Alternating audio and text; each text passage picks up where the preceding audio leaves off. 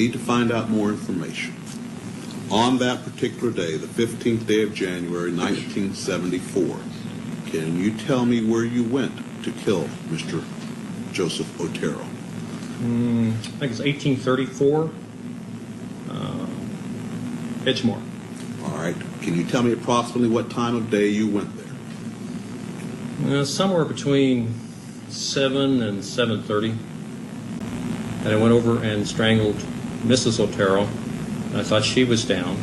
Then I strangled Josephine while she was down.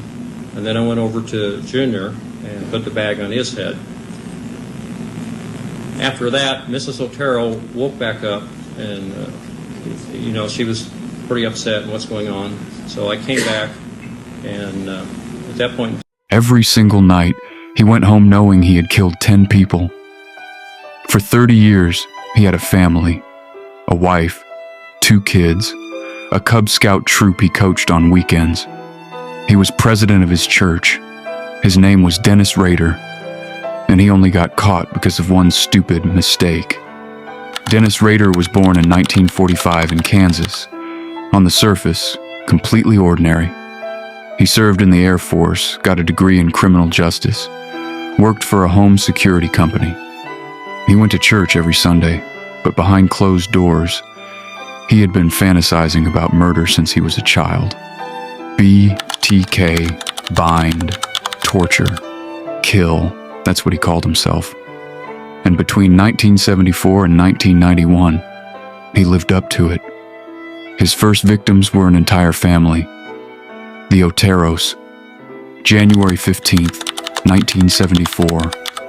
A father, a mother, an 11-year-old boy, and a 9-year-old girl. Rader broke in, cut the phone lines, and killed all 4 of them. Over the next 17 years, he killed 6 more people. He stalked them for weeks. He called it hunting. He wrote letters to the police, taunting them, describing the killings in chilling detail. He sent photos, he sent crime scene evidence, and then, in 1991, he just stopped. No more murders, no more letters. BTK simply vanished. For 13 years, nothing. Investigators assumed he was dead, or in prison for something else, or had simply left Wichita. But Dennis Rader was still right there, still going to church, still coaching Cub Scouts, still living 5 minutes from where he had committed his first murders. He hadn't stopped because he felt guilty. He stopped because he didn't feel like killing anymore.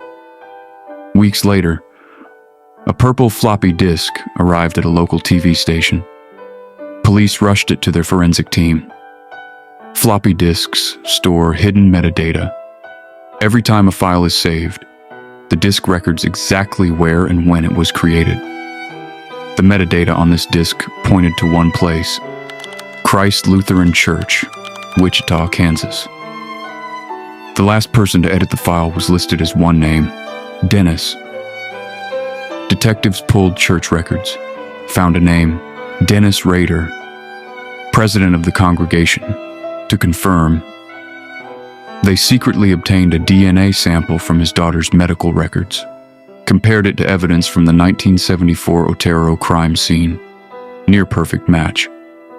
On February 25th, 2005, police pulled Rader over near his home. He was driving home from lunch. When they told him why, he didn't fight it. He didn't deny it. He simply said, "Oh, I have suspicions." At the station, he confessed to all 10 murders. Over 30 hours of interviews, he described each killing with chilling precision. No remorse, only pride.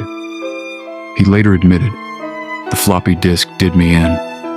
In court, Rader pleaded guilty to all 10 counts.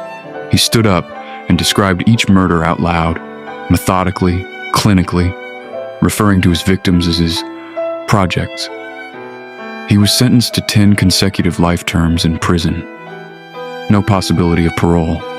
He's still alive today, in El Dorado Correctional Facility, Kansas. He is 81 years old. He installed home security systems for a living. He coached children on weekends. He led his church. And he got away with 10 murders for 31 years because he trusted a floppy disk. Subscribe, because the most dangerous people always look the most normal.